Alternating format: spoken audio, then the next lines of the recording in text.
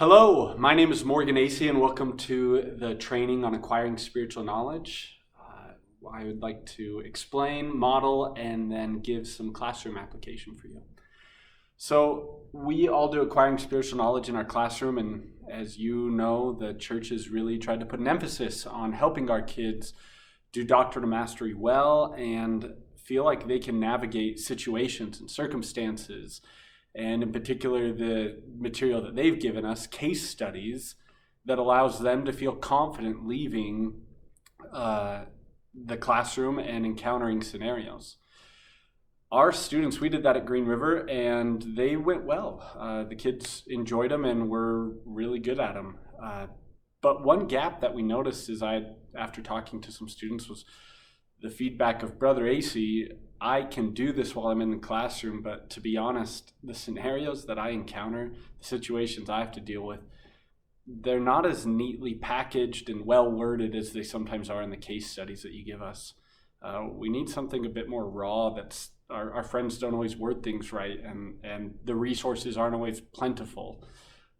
Can you help us with that? And so we put our heads together, and one of the students said, Brother Acey, I'd love to have a day where we just get asked questions. And I was hesitant of that because I personally don't want to become an authoritative source. And so how do we help kids answer questions and have real scenarios while also it not just turning into a Q&A session where it's ask Brother Acey anything you want.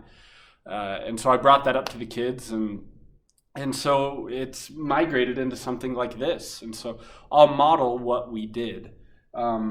The first thing we did is we did this for every Monday for just over a month. And our classes are 40 minutes long, 5 days a week. And so the first Monday, it took about 45 minutes, one 45-minute class period. And I had the kids list every question or concern questions or concerns that they were interested in. And so here's an example of some of the lists. If you want to pause the video and look at some of them, you can. But they wrote down, what are things that you care about? What are things that you want to know in the gospel? And what are issues or concerns that you've heard of that kind of piqued your interest, or maybe you did have some question marks about? And they wrote them all down, and I helped them with that. It was an interactive process. It was anonymous, and they were working on their own on it, but that they had to communicate with me. And hey, Brother Acey, I just don't have that many questions. All right, well, let's talk then. And then by the end, they'd narrow it down to one, and they'd put a star next to it. And that took one whole class period. And we made sure that it was a question that had enough meat on it. That's something that when we did at the beginning stages, that sometimes they were quantitative questions like, how many prophets are there mentioned in the Bible? And that can be found with a Google search or a topical guide search. And we want something that requires spiritual knowledge, that you have to commune and talk with God and his resources. Then we spent a class period looking up the worldly perspectives and limited perspectives on that. Sometimes that might mean people who have contrastly different opinions. Let's say it's something about rape, and the issue or concern might be, I was raped. Is abortion right or wrong in this scenario? You might find people who strongly feel like it is and people who strongly feel like it's not. And so you look at the polarizing perspectives, but you also look at people within Christianity. So we'd have kids look at, okay, what do other Christian churches say about this? What do your friends say? What have you heard them say? Are there any YouTube influencers that you follow that have spoken out about this? And make a whole paper sheet, or sometimes it's on their phone, of everything that they say. You're not agreeing with it necessarily, but just make a compilation of everything that's said about this. That took a whole class period and about another 20 minutes the following day. Kids asked for one more half a class period to wrap this up. And so that took some significant time, just over an hour's worth of class. And then the next Monday, the kids come, and each Monday I tell them, bring your computers, make sure that you're ready for this so that we can come in and I demonstrate. All right, let's look at some gospel principles now. What does God actually say about this? Not what does your bishop say, not what you've had other seminary teachers say. What has God actually said through prophets and apostles modern, right now. What is he currently saying about this topic? And see what you can find. And same thing, have a couple pieces of paper and write it all down. Find everything. And it was a really interactive process. They would raise their hand and they're spread out throughout the whole seminary. They're in the hallways and hey, Brother AC, I'm kind of stuck. I don't know where else to go on this. Are there any other resources? Yeah, there is. Let me help you. And I'd help them. Okay, check this out. Or look at this talk. Or in Gospel Topics, check out this. And we would help them. And maybe the answer was there wasn't much written. And that was okay too. That leads to our final conclusion.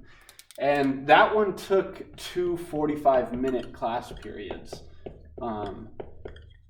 to do that well.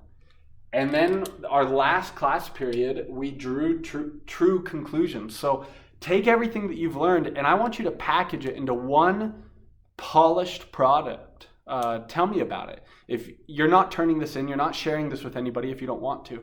But if you were, will you turn this into a final polished product? And so here are some of the ones that kids have said that I can share.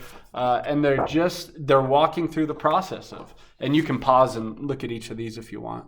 But some of them did it in narrative form. Some of them made graphs or outlines for it. But walk us through this true conclusion. And that took 1 45-minute class. Now, that's a significant time investment. And you might be thinking, well, I can't do that in my class without sacrificing. And the answer is that's true.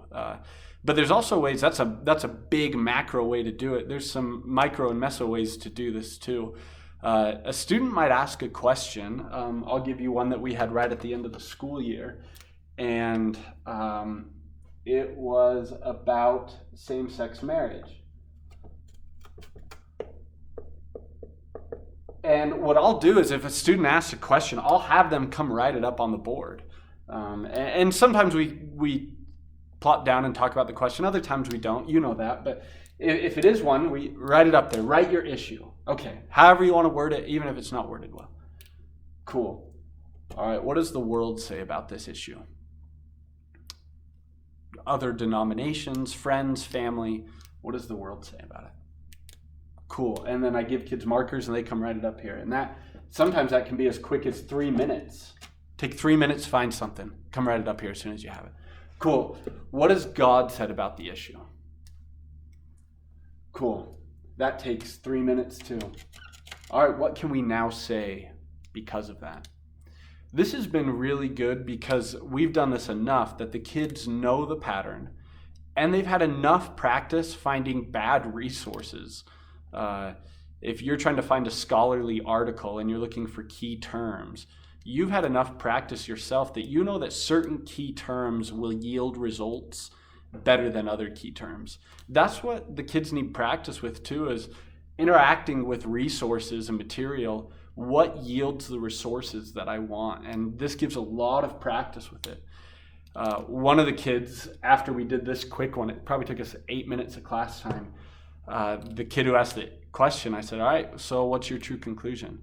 And he said, the church is more compassionate on this issue than I originally thought, especially when compared to other denominations and what the world is saying right now. What a beautiful conclusion. Everything's about compassion. God's compassionate.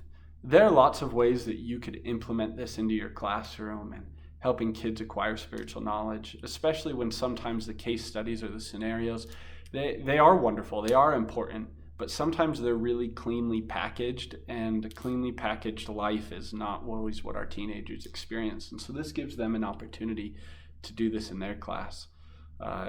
This can happen with any age of students, and I feel confident that you'd be able to do it with your students too in your classes and implement it into whatever changes you need to. Thanks.